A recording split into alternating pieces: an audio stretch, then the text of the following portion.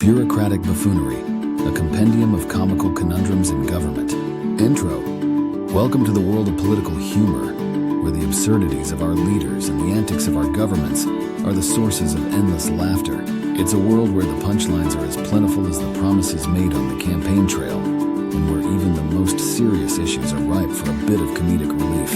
In these pages, you'll find a collection of the funniest jokes, wittiest one-liners, and most hilarious anecdotes about politicians, elections, scandals, and more. From the antics of world leaders to the gaffes of local officials, no political figure or institution is safe from our humor. But make no mistake, this book is not a critique of politics or a call to arms. It's simply an invitation to laugh at the absurdity of it all. After all, sometimes the best way to cope with the stresses of the world is to find humor in them. So sit back, relax, and prepare to chuckle, guffaw, and maybe even snort a little as we delve into the world of political comedy. And who knows, maybe by the end of this book, you'll be ready to run for office yourself. After all, what's the worst that could happen? Chapter 1. Why did the politician cross the road? Why did the politician cross the road? To avoid the truth, of course. You see, politicians are masters at dodging questions and evading responsibility. They've turned it into an art form. It's like that classic joke. Why did the chicken cross the road? To get to the other side. But why did the politician cross the road? To get away from the press. Because we all know that politicians will do just about anything to avoid giving a straight answer. They'll give you a long-winded, convoluted response that sounds like it's answering the question. But in reality, it's just a bunch of meaningless jargon.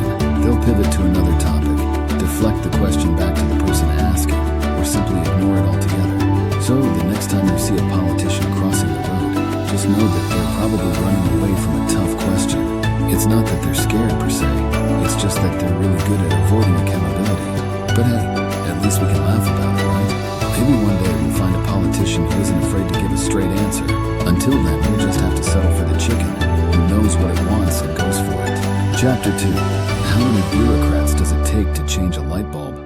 How many bureaucrats does it take to change a light bulb? None. They just form a committee to discuss the matter for months on end. You see, bureaucracy is all about red tape, rules and regulations.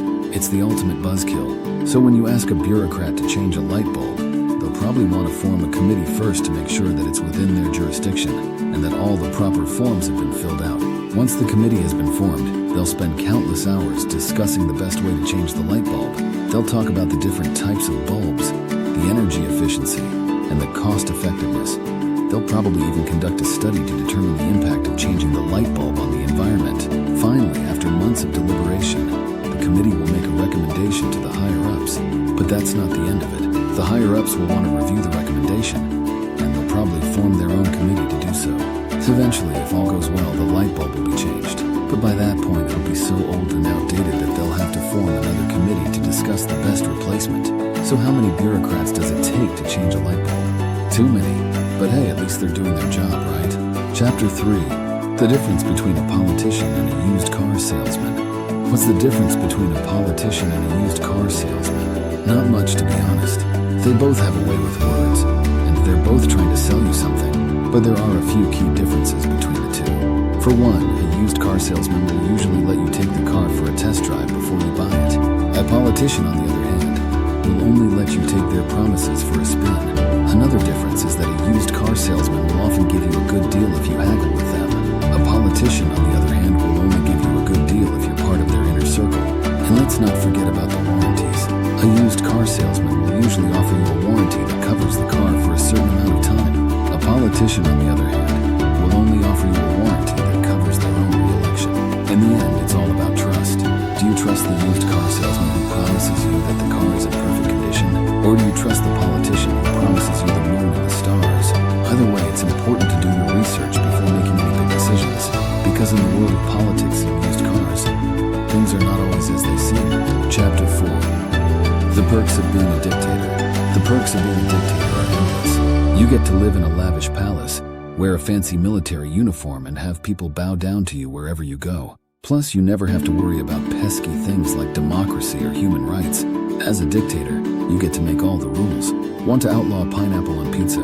Go for it. Want to rename the capital city after your favorite pet? Done. You're the boss, and nobody can tell you what to do. But the perks don't stop there. You get to travel the world on private jets, meet other dictators at fancy conferences, and even have your own propaganda machine to make you look good.